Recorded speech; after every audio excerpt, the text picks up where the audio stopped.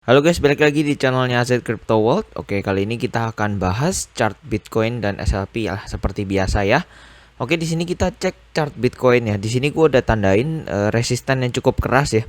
Di sini kita ngelihat dia udah coba untuk retest dua kali ya, dua kali.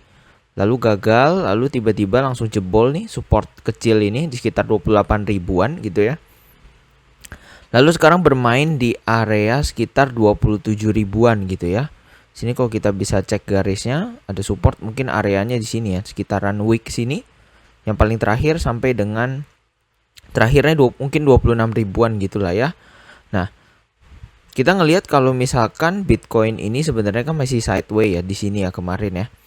Tapi kalau kita lihat nih kemarin dia jebol ini gitu ya, ini menandakan bahwa dia nanti akan bermain di area sini guys gitu ya. Kurang lebih seperti itu. Nah, ini gimana sih ke depannya gitu ya intinya untuk Bitcoin. Kita ngelihat bahwa inflasi di US tuh lagi gila-gilaan gitu ya. Semua harga barang tiba-tiba naik gitu ya. Semua ekonomi pun seakan-akan itu kelihatannya baik-baik saja gitu ya. Tapi interest rate ini, inflasi rate ini gitu ya, yang kita ngelihat itu berbeda dengan apa yang disampaikan gitu ya. Kalau kita lihat contoh, bilangnya kemarin Indonesia inflation rate-nya mungkin hampir 4-5% gitulah ya. Tapi yang kita rasakan contoh barang-barang itu sudah naik hampir lebih dari 4-5%. Nah, market itu nggak pernah bohong gitu ya. Tapi kalau ya para centralized itu gitu seperti pemerintah gitu, itu bisa ngomong terserah mereka lah gitu untuk menjaga ekonomi gitu ya. Tapi sebenarnya kalau menurut gua, sebenarnya inflasi kita itu sekarang sudah lebih dari 4-5%. Angkanya itu sebenarnya udah berpuluh-puluh, tapi kalau ini nanti di-share gitu ya, ekonomi akan bisa semakin kacau, semakin rusak lah gitu loh kalau menurut gua. Nah, makanya kita ngelihat secara stok, secara kripto gitu ya, apapun itu instrumen investasi apapun lah gitu ya, kita ngelihat kondisinya sangat parah gitu ya, dan banyak uang yang istilahnya nyangkut di sini gitulah. Lalu gimana solusinya gitu loh. Nah, balik lagi ya, di kondisi seperti ini kita nggak bisa prediksi gitu ya, kapan akan naik, kapan akan turun gitu ya. Bear market yang lalu aja itu bertahan hampir sekitar 2 tahun gitu loh. Makanya di sini kita sebagai teri-teri kecil gitu ya, dimana duit kita itu yang nggak banyak-banyak banget gitu, hanya bisa ngikutin market, ngikutin para whales, ngikutin para paus gitu ya.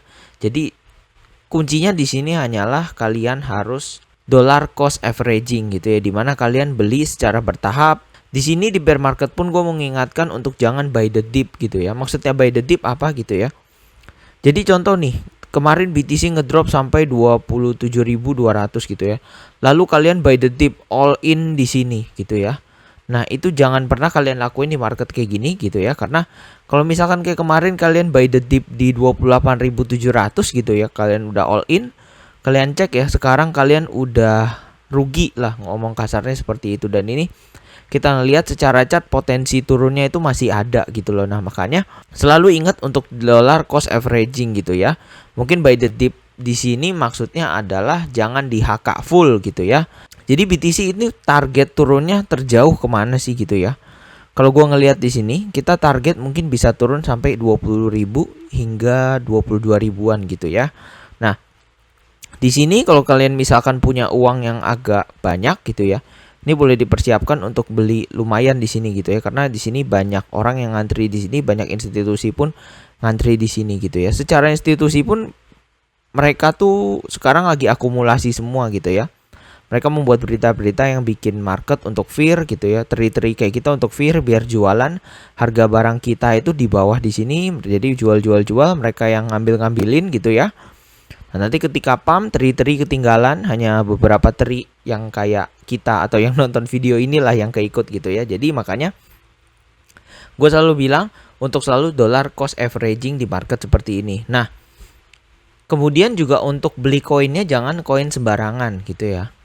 Kenapa gitu? Karena koin-koin sembarangan itu gitu ya, pada saat bear market bisa kehilangan 90-95% dari value-nya gitu ya.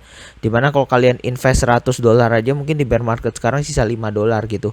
Dan gue emang ada beberapa koin-koin kecil gitu ya Dan itu emang kenyataannya seperti itu gitu. Banyak banget yang gue invest karena dulu ngelihatnya nganalisanya gitu ya, nganalisanya projectnya bagus gitu, tapi malah dam gitu. Jadi kayak ya udah jadiin pelajaran aja lah gitu loh. Nah, fokus pada blue chip aja seperti Bitcoin, Ethereum gitu ya, kemudian Avax gitu. Kalau Solana gue udah mulai nggak interest ya, karena kayak kemarin Twitternya kalau kalian cek itu ke hack dari Solana, jadi Solana itu agak aduh kenapa sih Solana seperti itu gitu ya.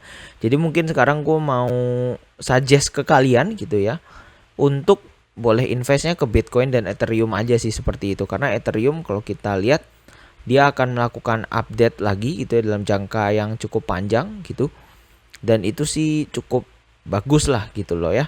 Lalu kemudian apakah dalam jangka waktu dekat ini Bitcoin akan naik? Iya bisa naik gitu, tapi di sini gue ngelihat naiknya hanya untuk retest gitu ya. Ketika nanti naik retest 28.700 sekian gitu ya, nanti mungkin akan bisa turun lagi ke area sini nih, garis yang gue tandain 26.000 gitu ya. Tapi 26.000 ini pun gue nggak terlalu jamin. Kenapa? Karena ini support yang super kecil gitu ya, karena hanya pernah dilewatin sekali gitu ya. Gue berharap itu nunggu di sini nih 22.000 karena ini support yang cukup kuat lah gitu loh. Dan di sini harga miners para BEP, jadi di sini adalah harga miners untuk BEP, mereka mining Bitcoin gitu lah. Jadi intinya miners pun akan melakukan sesuatu loh gitu. Jadi kalau harganya sampai sini gitu loh, seperti itu kurang lebih untuk Bitcoin ya. Jadi ingat kata-kata gua untuk selalu dollar cost averaging, jangan pernah buy the dip HK full power. Ingat duit kalian gak banyak, duit kalian mungkin hanya segitu-segitunya doang gitu ya. Maka selalu dipisah jadi beberapa puluh part gitu, dan kalian boleh beli bertahap, jangan nafsu lah intinya seperti itu ya. Sekarang kita balik ke SLP nih, koin turun abadi ya. Nah di sini kemarin gua udah kasih tahu ya, kalau dia jebol ke atas kemana, kalau dia jebol ke bawah kemana, dan di sini dia kenyataannya jebol ke bawah gitu ya. Kalau chartnya seperti ini ya, kita bisa lihat ini nanti mungkin bisa terjadi yang namanya inverted cup and handle, di mana ya otomatis itu akan jebol lagi guys, gitu ya. Karena di sini udah terbentuk cup, atau mungkin di sini bisa di ngomong double top ya, bisa juga double top gitu ya. Nanti kalau misalkan dia mantul gitu ya, kemudian turun lagi, itu maka jadi inverted cup and handle, dimana itu super bearish lah gitu loh. Apalagi dari turun keluar chart begitu gitu ya, itu makin turun. Dan double top ini juga cukup bearish gitu ya, dimana di sini topnya udah ke reject 2 kali, dan di sini sekarang disupport. Kalau dia jebol di sini maka akan turun lagi, dimana nanti SLP akan mencetak yang namanya new low gitu ya. New low-nya sampai mana? Gue berpikiran di garis kuning ini ya. Gue target SLP new low-nya mungkin di sekitar sini. Ini hanya prediksi doang, ini sekitar 0,1. Tapi ini target panjang seperti ini ya. Karena dari 0,004 ke 0,1 itu cukup jauh gitulah. Kita bisa cek mungkin target awalnya itu di 0,0027 dulu. Baru nanti terakhir di sini nih. Di area sini ya. Di garis kuning atau di 2618 ini gitu. Jadi kalau gua ngelihat emang market emang sangat bearish gitu ya. Dan balik lagi, aksi pun tidak ada updates yang penting banget ya, malah melakukan event-event yang menurut gua tidak jelas gitu ya. Dan tidak ada gunanya lah untuk community besarnya gitu. Mungkin community kecil yang ikut-ikut eventnya ya terpengaruh lah gitu ya. Bahkan mereka bikin cup, mungkin itu komunitas kecilnya ya, karena tidak main lagi malah bikin cup sepak bola aksi gitu. Jadi gue kayak what the hell man gitu loh. Jadi kalau nyangkut udahlah biarin lah gitu ya. Maka jadiin pelajaran, dan duit-duit mereka, nah duit-duit kalian ini gitu ya, kalian coba invest di Bitcoin atau Ethereum gitu ya. Kalian dollar cost averaging selama bear market ini. Nanti lihat 1-2 tahun ke depan, kalau bear market sudah lewat, kalian maka akan memetik bunganya gitu loh. Jadi jangan menyerah gitu ya, tetap dollar cost averaging. Walaupun emang kalian sekarang dalam keadaan rugi, tenang, kalian gak sendiri, gua pun rugi, teman-teman kripto gua pun rugi, dan ruginya lebih besar daripada kalian, lebih besar daripada gua pun juga banyak gitu loh. Jadi you are not alone gitu loh in this bear market. Jadi ya sambil bear market ini belajar lah gitu loh, belajar banyak hal lah gitu loh. Karena sekarang web 3, nanti udah muncul lagi web 5, di mana Jack Dorsey udah ngumumin di Twitter. Nanti kapan-kapan gue coba akan bahas apa sih itu web 5 gitu ya. Oke. Nah, jadi kurang lebih seperti itulah summarize video kali ini gitu ya. Jadi BTC kalau mau beli, angka sekarang itu boleh dibeli, boleh dicicil untuk DCA gitu ya. Bukan buy the dip ya, bukan di HK full power. Kalau kalian mau buy tipis-tipis, satu peluru itu boleh banget gitu ya. Nanti kalian beli aja terus sampai kalau dia turun ke 22.000. Nanti kalau misalkan dia di 22.000 baru kalian boleh antri agak banyak lah, intinya seperti itu ya. Oke, jadi itu aja untuk video kali ini. Jangan lupa untuk like, comment, dan subscribe. See you kalian di video-video lainnya. Bye.